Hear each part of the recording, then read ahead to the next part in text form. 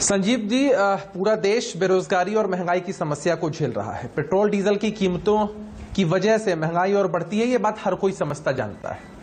केंद्र की सरकार में बीजेपी आज सत्ता में है। भारतीय जनता पार्टी के यही नेता 2014 से पहले राजनीतिक तांडव किया करते थे। गैस सिलेंडर सर पे उठा लेते थे, बढ़ती पेट्रोल डीजल की कीमतों पर अपना विरोध दर्ज किया करते थे। लेकिन आज जब इतने वर्षों से ये लोग सत्ता में है, आप लोगों ने आंकड़ों के माध्यम से इनके खेल का पर्दाफाश किया है कि किस तरह से लगातार इन लोगों ने टैक्सेस को बढ़ाया। पहले जब कीमतें बढ़ती थी तो सबके सामने आती थी, लेकिन अब ऐसा सिस्टम बनाया है कि हर दिन कीमतें फ्लक्चुएट करती है। ये जनता की आंखों में सिर्फ धूल झोंकना चाहते हैं। और अभी जो शिगुफा आप क्या कर रहे थे 2017 में? आप बीजेपी और जेडीयू एक बार फिर साथ आए। असल तेल की मार तो 2017 से 2022 के बीच में पड़ी। अब आप आ गए आरजेडी के साथ, जब वो लगातार एक्साइज ड्यूटी बढ़ रही थी, $20 कच्चे तेल की कीमत चली गई थी, तब भी हम 85 रुपए डीजल के और 96-97 रुपए पेट्रोल के दे रहे थे। तब तो आप खामोश बैठे थे।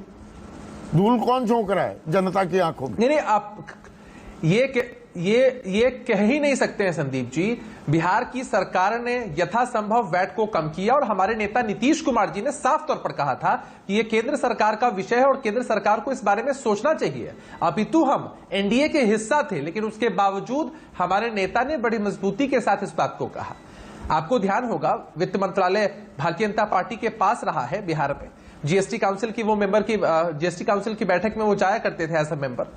उस वक्त भी हमारी सरकार की प्राथमिकता यही होती थी कि केंद्र की सरकार इन बातों को ध्यान में लाए और जो भी रास्ता निकल सकता है यथासंभव वो रास्ता निकाले। रास्ता निकलता दिख रहा है या ये राजनीतिक द्वंद्व है सत्ता पक्ष और विपक्ष के बीच? जिम्मेदारी राज्यों पर डाली जा रही है। जीएसटी के दायरे में लाने नहीं, जीएसटी के दायरे में लाने की ये बात कर रहे हैं। हमें लगता है कि चुनाव सामने है कुछ राज्यों में।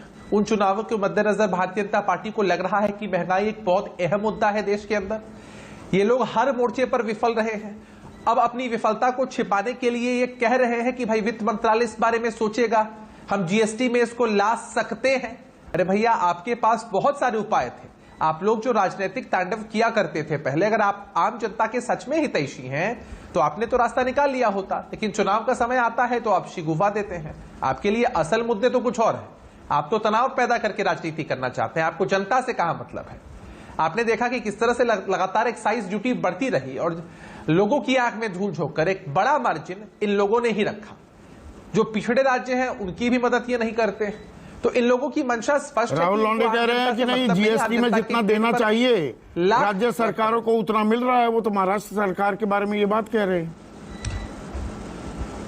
अरे भाई, वो उनके सहयोगी हैं तो बोलेंगे ही ना। अब तो आप समझ सकते हैं बेहतर तरीके से, हम विपक्ष के लोग हैं, हर बात का विरोध नहीं करते हैं। लेकिन जहां जनता के पेट पर इतनी बड़ी लात पड़ रही है, जहां जनता की जेब पर इतना बड़ा बोझ पड़ रहा है, वहां तो आप जैसे पत्रकार अलर्ट होंगे, हम जैसे विपक्ष के लोग अलर्ट होंगे। हम इनके साथ जब सत्ता में थे, हालांकि केंद्र की सत्ता में हम लोगों की कोई भागीदारी नहीं थी, एक लिमिटेड अवधि को अगर छोड़ दिया जाए तब, लेकिन उसके बावजूद हमारे नेताओं ने प्रोमिनेंट रूप से इन बातों को कहा है